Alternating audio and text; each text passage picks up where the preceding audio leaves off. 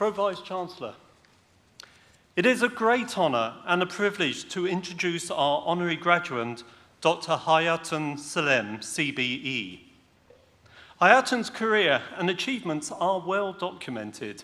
After obtaining a first-class degree in molecular and cellular biochemistry from the University of Oxford, she gained a PhD in biochemistry signal transduction from the Cancer Research UK, London Research Institute and University College London.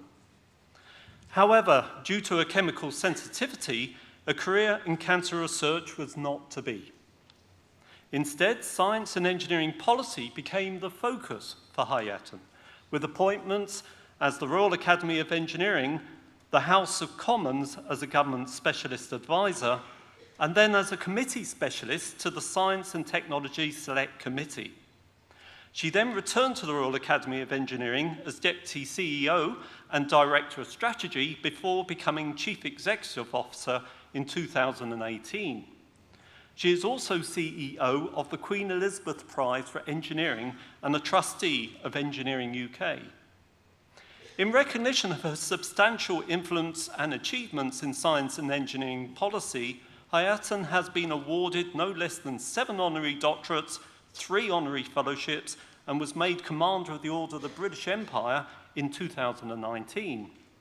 In the same year, the Financial Times named Dr Sillem as the 4th most influential woman in UK engineering, and in 2021, Computer Weekly ranked her the 7th most influential woman in tech. So, why does the University of York also need to recognise these achievements through the award of an honorary doctorate, and why has Dr Sillem graciously accepted the offer? The latter is for Hayaatun to answer herself, but the reasons for the University of York I will attempt to answer now. The university has benefited greatly from the Royal Academy of Engineering, and in particular its Enterprise Hub, which Hayaatun helped set up. No less than 4 Royal Academy of Enterprise Fellowships have been awarded to York academics, myself included, all leading to spin-out companies that successfully translated discovery research into real-world relevance. However, for Hayaatun, her motivation goes far deeper than this, her determination to see change in policy that will deliver better opportunities for all that can only be realised through greater diversity and inclusion.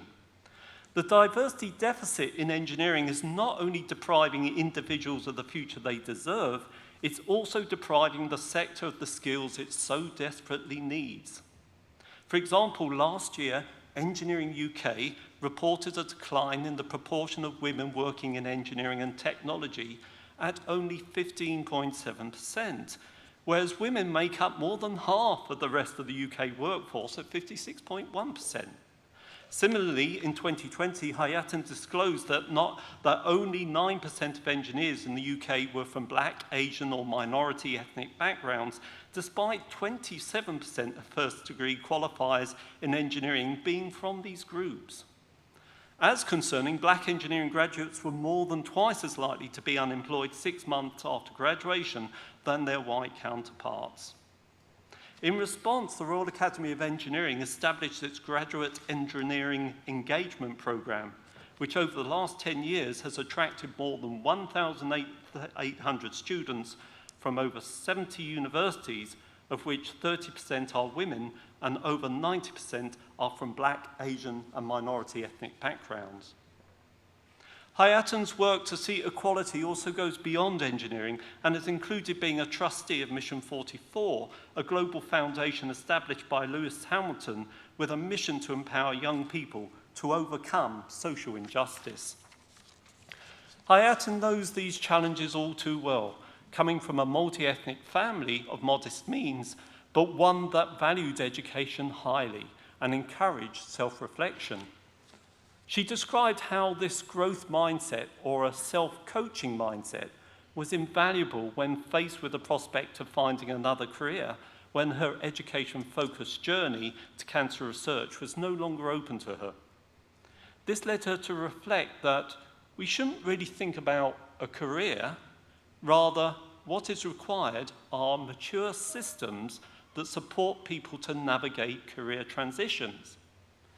In an increasingly uncertain world, characterised by unimaginable technological advances, but serviced by a school system that demands we make our choices at 14. This is surely good advice.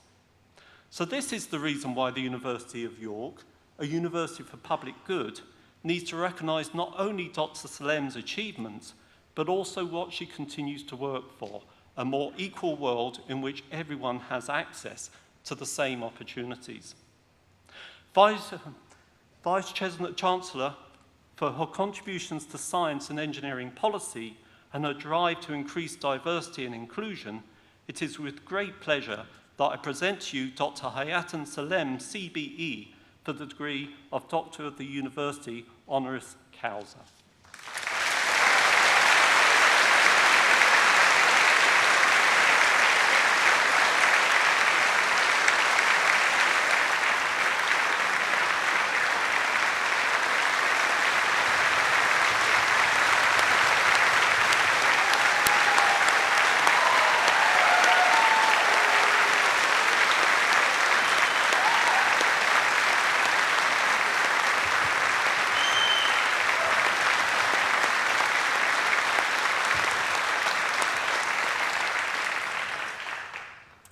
Through the power vested in me by the University of York, I have great pleasure in conferring upon you the degree of the Doctor of the University, honoris causa. Congratulations.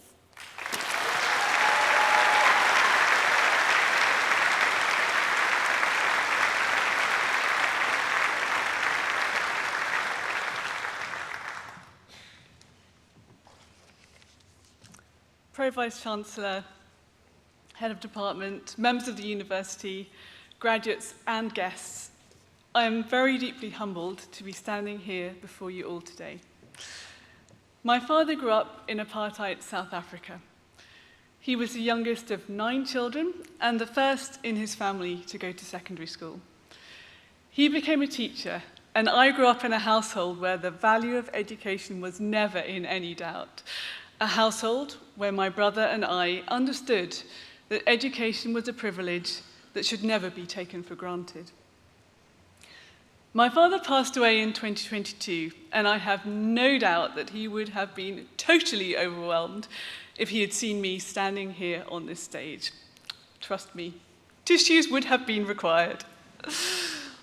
But I have someone else very special with me today, my mother. And she is an important part of this story too, because having opportunity is one thing, but having the capacity to embrace it is another. And without her unstinting encouragement, her belief in me, I don't think I would have had the courage or the confidence to benefit from the opportunities that came my way. So thank you, Mama.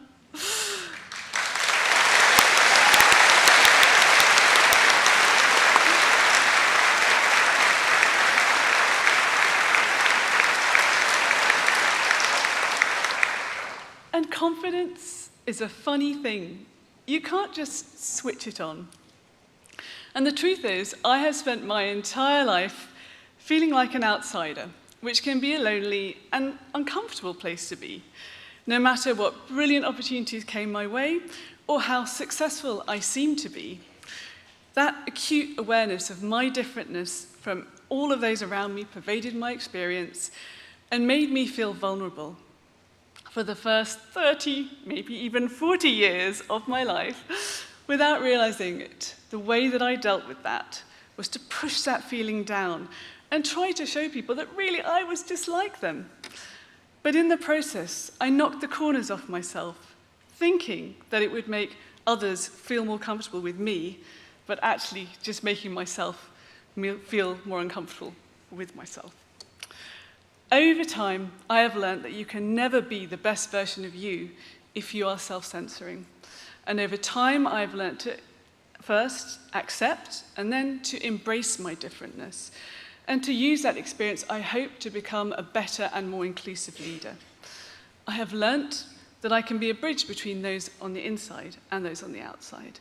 And I have learned that there is beauty and joy and strength in being unapologetically different, and in appreciating the ways in which we are all different from each other. And I have also learned that most of us are more powerful than we believe we are. Because we are all leaders and influenced to someone. Our friends, our family, our colleagues, our community. But as graduates in the subjects that we're recognizing today, you carry the extra power and responsibility that comes with being creators and shapers of the world that we all live in. You have already built skills that can drive change in our physical and digital world. One of the innovators we featured in the Academy's This is Engineering campaign poses the question, do you prefer to be in the audience, on the stand, cheering for people, or do you want to be on the field playing the game? Well, by choosing these subjects in this very special university, you've made sure that you've got a place on that field. And however you end up using your skills and your knowledge, go out into the world owning that power that you have to shape our world for the better and to be a force for good in people's lives. The world needs those of us with capacity and opportunity to make it count. So congratulations to each and every one of you.